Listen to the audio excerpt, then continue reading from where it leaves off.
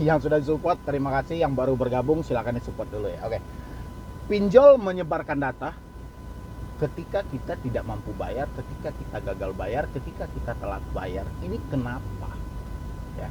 Pertanyaan besar gitu loh. Kalau kemarin saya update video, kenapa harus ada debt collector di setiap pinjol, bank, leasing? Kenapa harus ada debt collector? Terima kasih ya buat teman-teman semuanya yang selalu mensupport, selalu menantikan video terbaru, updatean terbaru dari channel Solusi Hutang. Saya ucapkan ribuan terima kasih buat Anda semuanya. Pokoknya hampir lebih 2 tahun Solusi Hutang ada di YouTube, dan sampai detik ini Anda masih tetap mensupport channel ini terus berkembang. Itu alhamdulillah banget, itu berkat dari Anda semuanya. Mungkin Anda merasa terbantu dengan adanya channel ini, dan saya berharap ke depannya channel ini makin berkembang lagi dan bisa memotivasi lebih banyak lagi orang supaya tidak ketakutan ketika menghadapi debt collector pinjol. Ya. Oke, jadi seperti judul video kita hari ini, pinjol sebar data kepada debitur yang gagal bayar, itu kenapa ya? Ya. Ini banyak loh pertanyaan, dan bahkan di hari kedua di tahun 2021 saya masih menemukan pertanyaan itu.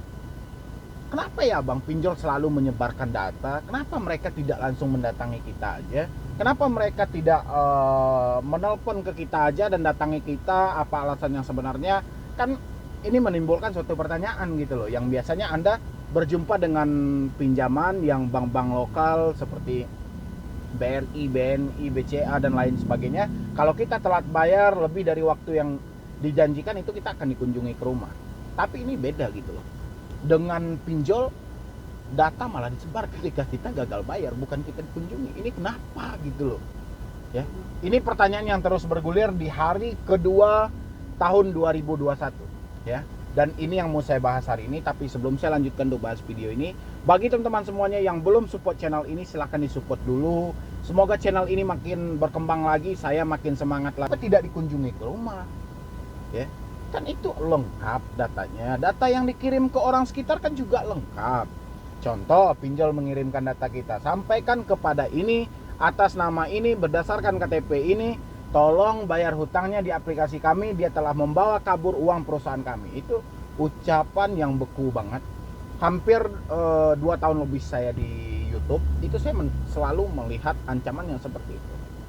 Ya, kalau enggak, sampaikan kepada maling ini, sampaikan kepada penipu ini, bayar hutangnya di aplikasi kami, mereka telah melarikan uang kami. Ya, ini juga banyak gitu. Tapi kenapa? Pertanyaannya kan kenapa? Kenapa data harus disebarkan? Kenapa mereka tidak mengunjungi kita aja langsung ke rumah? Kenapa mereka tidak mendatangi kita ke kantor? Ya, kenapa harus ke orang sekitar?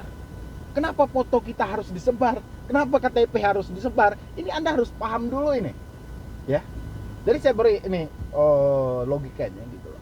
Ini melambangkan bahwa pinjaman online tidak mampu mengunjungi Anda, apalagi Anda yang berada di daerah. Itu mereka tidak mampu untuk menjangkau.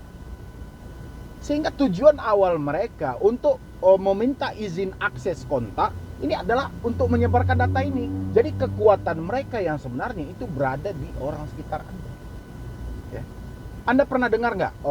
Dulu saya pernah bikin video tentang pihak ketiga yang disebut oleh debt collector pinjol ilegal. Pihak ketiga itu orang sekitar Anda gitu loh. Ya, orang-orang yang diambil dari nomor kontak Anda, tujuannya untuk apa? Untuk menagih. Ya. Jadi itu yang disebut dengan pihak ketiga gitu loh, yang akan datang ke rumah. Ya. Itu kalau Anda lihat lagi koleksi video saya pernah bahas gitu tentang pihak ketiga itu. Jadi pihak ketiga yang Anda bayangkan adalah sosok debt collector yang sangat seram, yang sangat sangar banget, yang datang ke tempat Anda, datang ke rumah Anda, habis itu mencaci maki, menghina Anda, segala macam. Itu yang Anda bayangkan, padahal tidak gitu loh. Mereka akan lahirkan pihak ketiga itu dari nomor-nomor kontak Anda, dari orang-orang sekitar Anda, khususnya orang-orang yang akan kepo dengan hidup Anda, orang-orang yang jauh hari sebelumnya sudah bermasalah juga dengan hidup Anda. Mereka akan lahirkan dari situ. Ya. Dan kita balik lagi, kenapa pinjol harus selalu menyebarkan data? Dasar dari kekuatan pinjol sendiri adalah sebar data. Untuk mereka meraih kembali untung itu, memeras kembali untung itu dengan cara mengancam Anda. Pengancaman itu ya sesaat dengan menyebarkan data. Ketika data disebar, orang-orang pasti sesaat akan merasa malu banget. Ya.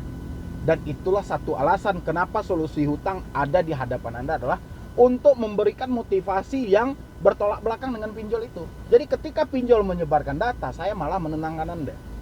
Ya. Jadi seperti itu. Jadi ketika sebar data itu adalah poin keuntungan sendiri bagi kita selaku debitur kalau kita bisa mempergunakan logika kita gitu loh. Ya. Kenapa tidak? Dengan adanya mereka sebar data menjadi satu alasan bagi kita untuk tidak membayar lagi di aplikasi itu. Ya. Yang kita bingungkan mereka tidak sebar data dan mereka melakukan pendekatan sementara saat ini uang Anda sudah tidak ada gitu loh. Ya. Makanya menjadi keuntungan sendiri ketika debt collector menyebarkan data kita, ya udah kita ada satu alasan untuk tidak bayar lagi di aplikasi itu. Bukan takut gitu loh.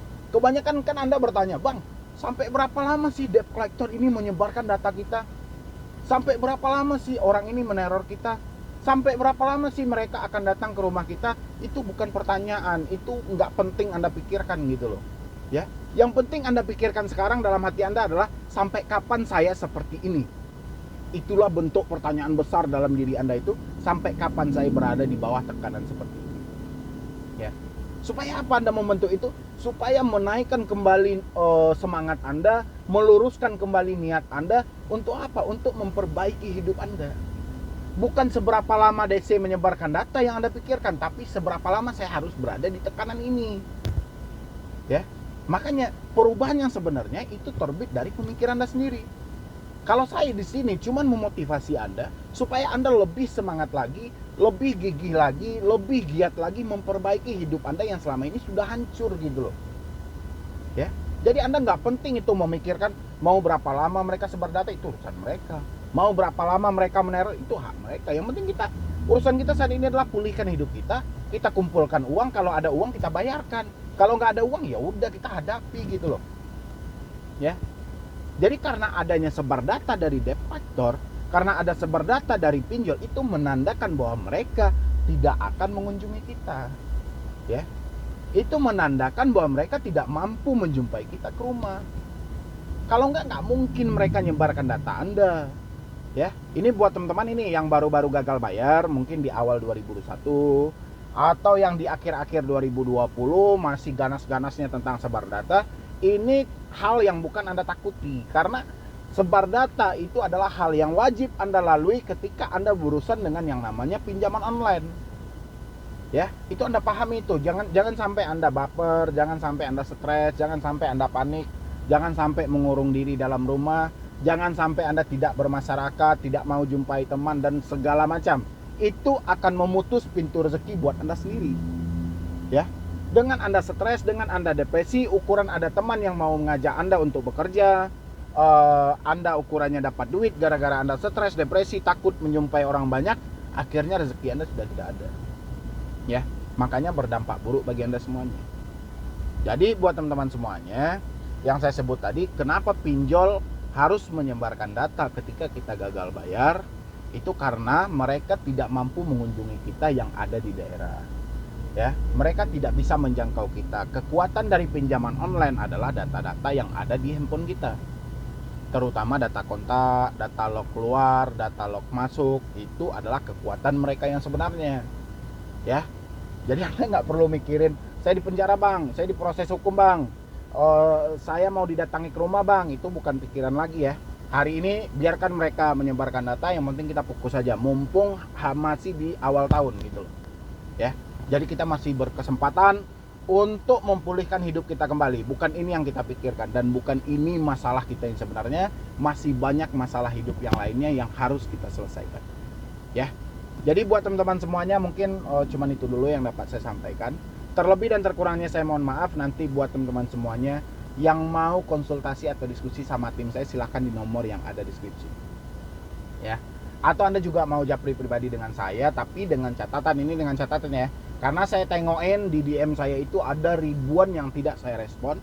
Kenapa? Karena saya perhatikan, saya scroll dari atas sampai bawah pertanyaannya sama, dan saya sudah pernah membahas di video saya.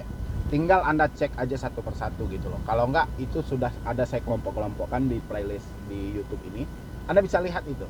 Misal cara menghadapi DC, risiko ketika gagal bayar, apakah DC datang ke rumah, Anda bisa lihat di situ gitu. Ya. Mungkin untuk hari ini cuman itu dulu yang dapat saya sampaikan. Terlebih dan terkurangnya saya mohon maaf. Nanti buat teman-teman semuanya yang mau japri pribadi sama saya, silakan ambil aja yang di layar Anda itu kan nampak itu loh, @medibroni. Silakan Anda follow aja Instagram saya. Ya. Jadi sekian dulu dari saya, Medi Broni. Wassalam.